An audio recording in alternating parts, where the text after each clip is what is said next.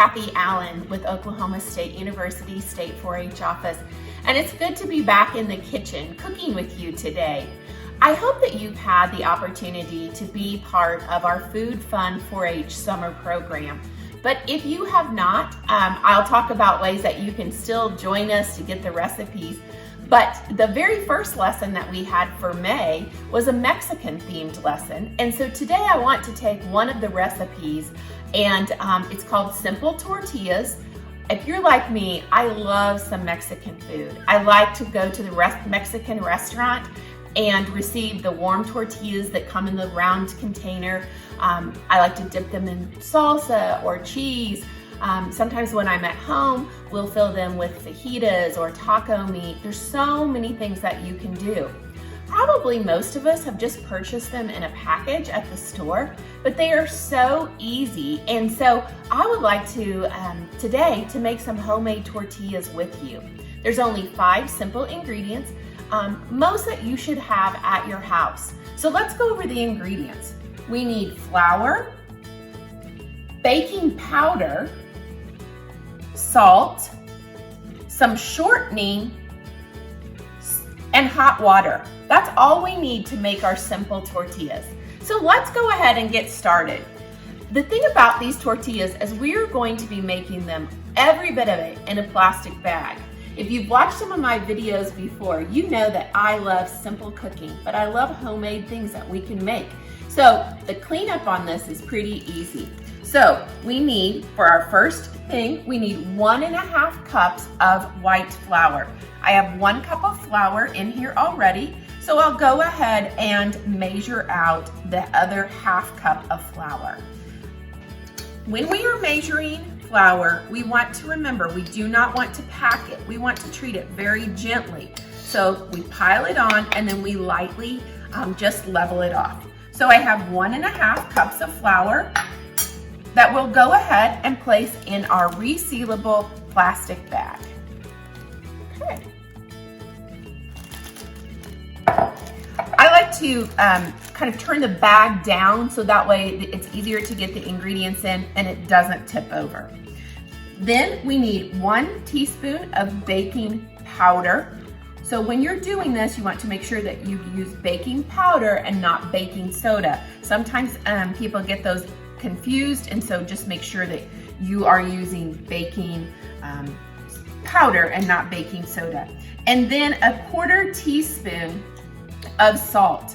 Whenever you're measuring salt or really any ingredient, you want to make sure that you're not doing it over your main ingredients, because if you would get too much, you could ruin all the other ingredients. So I'll put in my 1/4 teaspoon of salt. And for the salt, this is really just for taste. So you can determine, like if you make these once and you think, gosh, they could use a little more salt, you can increase that or decrease that, and could really just leave them out if someone was on a low sodium diet. So then we're just going to mix those ingredients gently in our gallon resealable plastic bag. So if you have younger siblings at home, this would be something that they would be able to help you participate in. Okay, now we're on to our next step. As you can tell, these are so easy. So the next thing we're going to do is to add 3 tablespoons of shortening. And so I'll just go ahead, and sometimes shortening will come in a tub. I actually have the sticks at home, so I'm just gonna go ahead, if they're really easy, less messy, that I like to use. So now we are just going to work the shortening into the flour mixture. We're wanting to create a crumbly, kind of like pea-sized pieces of the shortening, which is our fat, that will be coated in little pieces. We're gonna break that down and coat it with individual pieces of our flour mixture. So let's get started. So I just finished working the shortening into the flour mixture. You can see there are no large pieces of shortening, they're all broken down and it is coated with the flour mixture. So the next simple step is to add a 1/2 cup of hot tap water. Again, this is not boiling water. You pour it straight into your bag. Be sure to seal your bag because now you have liquid in there, and you are going to now work the dough with the hot water to form one solid ball.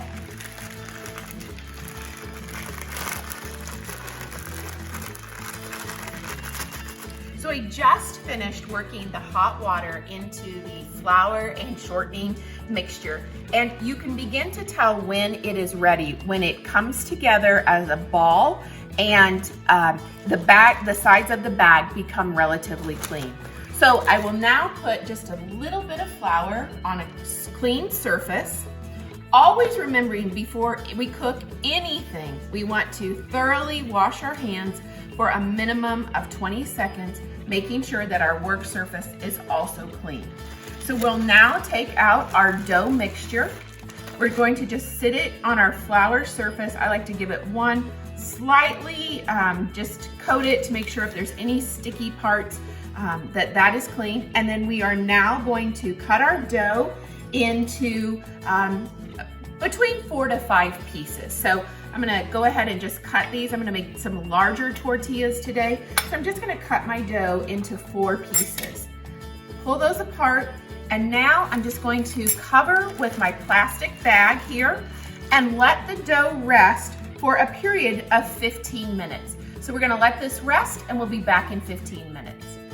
Okay, we just allowed our dough to rest for 15 minutes. And so we had cut it into 4 pieces. So I'm gonna just take one piece of the dough and roll. I think it works best to roll it into a ball. If it seems a little wet, you can add in a little bit more flour. You'll want to, again, be rolling this out on a floured surface. If you don't have a rolling pin, you can use the palm of your hand. However, it's pretty difficult to get it thin. So by rolling it into a ball and pressing it down, you can tell we've already started to form a circle. So I'll go ahead and start rolling it out. So we'll want to roll kind of in a cross X way. Then we'll turn this over, and depending on how thin you like your tortillas, you can continue rolling until you get it the thickness that you want. I think that looks pretty good. You can tell once we roll it out, the dough then begins to kind of shrink back just a little bit. So now we're ready to place in a medium to medium high skillet, and we'll do the brownies.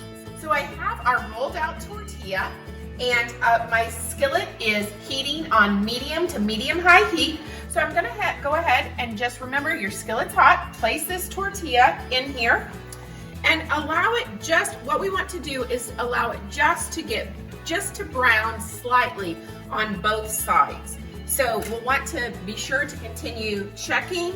As you can see, there are bubbles starting to form right now, and that is the fat that is melting and expanding in our tortilla.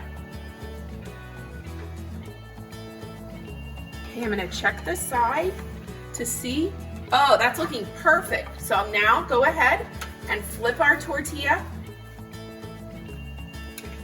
So this could be made into a quesadilla. This could be just rolled up with some meat and cheese. So many different things that we could do. Thank you for joining us. If you are interested in getting recipes for June, July, and August Food Fun 4-H, please email me at kathy.allen@okstate.edu and we'll get you on the email list.